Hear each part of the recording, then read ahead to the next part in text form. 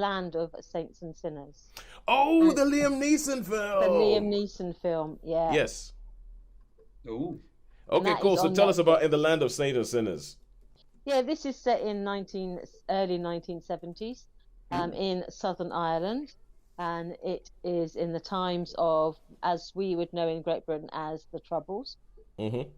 And our main protagonist is played by Liam Neeson, and he is a quiet man who lives in a small Southern Irish village, minding his own business, and he keeps himself busy by selling books, and he sort of, sort of flirts with his neighbour. He's a widower, and he sort of lives alone, but he's sort of known in his community, and he's best pals with the local Garda, played by Kieran Hines. Mm-hmm.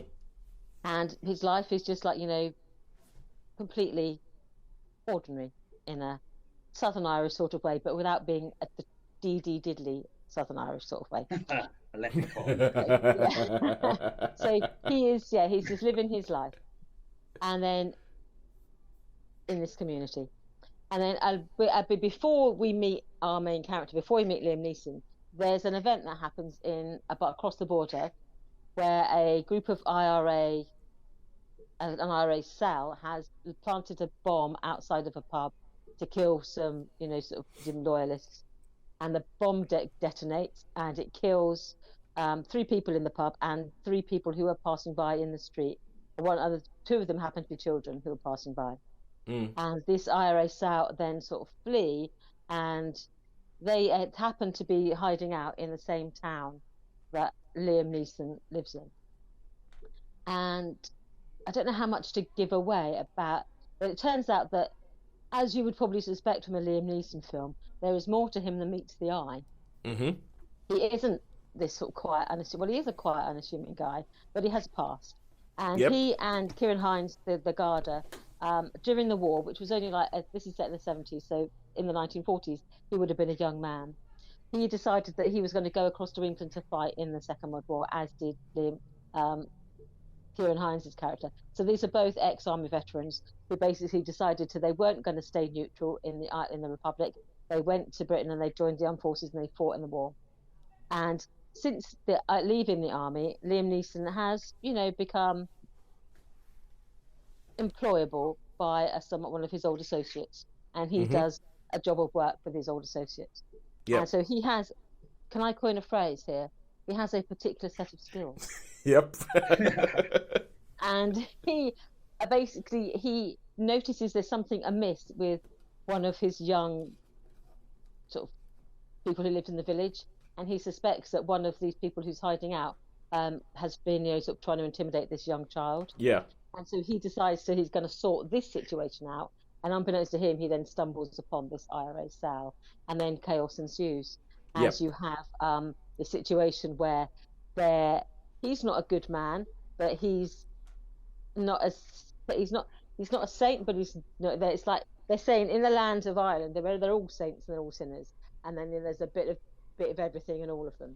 Yeah. And so he's a bad man, but when there's like an even worse bad man comes into his orbit, then he's the kind of bad man you want around. Bad man you want. Is there much action in it? I mean, much the way of guns and stuff. Yeah, there's a lot of goings on, right, of a violent nature. Yeah, but okay. From what you're saying about this, I'm hearing, and from what I've been hearing about this, it sounds like obviously your stereotypical Liam Neeson, but it sounds like because you're giving quite a bit of story there. It looks like it sounds like there's a little bit more than just excuse, go shoot them, Liam, shoot them all.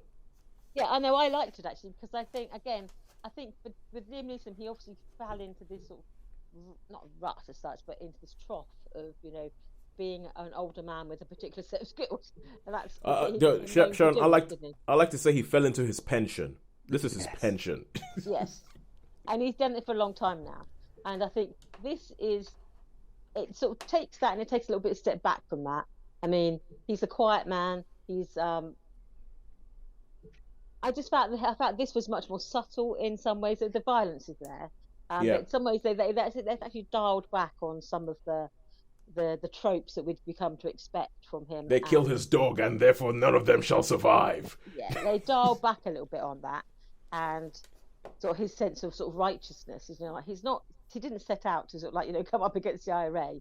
He was trying to defend this little girl he believed was being victimized, and he dealt with what he saw as a problem in the way that he deals with problems, which is like a violent solution. But I thought they did it in a bit more of a thoughtful way, if you can have like a violent film in a thoughtful way. So I felt 100%. That they handled it very well, and I thought the characters were interesting. His relationships with people in the village, his relationships with his colleagues who also do something similar to himself, and the other sort of characters. And I think they managed to steer clear of that whole the sort of twee Irishness that we often see in sort of anything that represents Southern Ireland.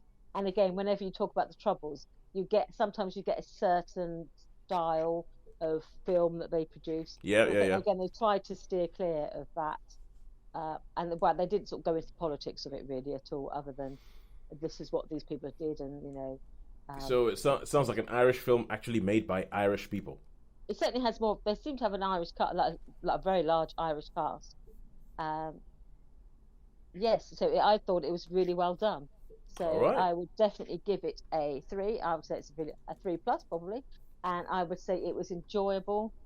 It was engaging, and from what something that could have been really trite and really by the numbers, I think they sort of to elevate it a little bit. So I thought it was a good, well worth a watch. All right, so Liam Neeson not just collecting a paycheck, actually doing something good. So it's right. So In the Land of Saints and Sinners on Netflix.